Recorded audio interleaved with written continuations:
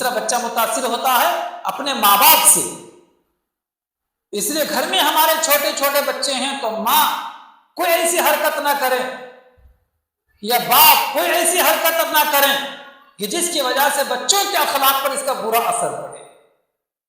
باپ کو چاہیے کہ باپ ہے تو بچوں کے موجودگی میں کبھی اپنے بیوی کی بے عزتی نہ کرے، توہین نہ کرے، اسے برا بھلا نہ کرے.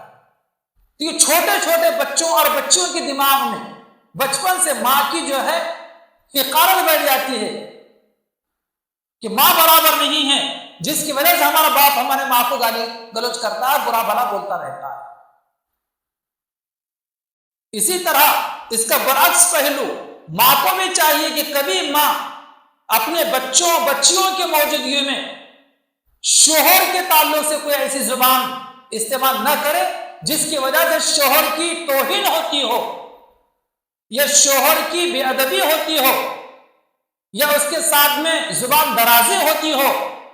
ایسی کوئی حرکت بیوی اپنے بچوں کے سامنے شوہر کے تعلق سے نہ کرے.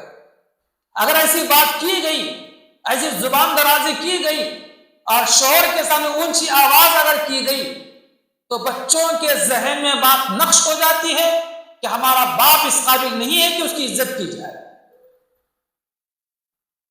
ہمارا باپ اس قابل نہیں ہے کہ اس کی خدمت کی جائے، اس کی بات سنی جائے. پھر بچے ماں کی سنتے ہیں، باپ کی نہیں سنتے، باپ کی بے عزتی کرتے ہیں، باپ کو الٹی باتیں کرتے ہیں، باپ کی شان میں گستاخی کرتے ہیں. یہ ماں اور باپ کا کمال ہے اپنے بچوں کی تعلیم و تربیت کرنے کا. نہ باپ ان بچوں کی ماں کی توہین کرے، بے عزتی کرے، نہ گالی دے.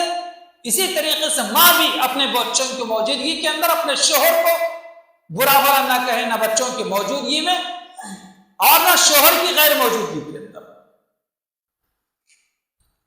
آج اس کا عموماً لحاظ نہیں کیا جاتا، جس کی وجہ سے بچوں کے دل و دماغ کے اندر ماں باپ کی جو عظمت ہونا چاہیے، جو قدر و قیمت ہونا چاہیے، وہ نہیں ہوتی.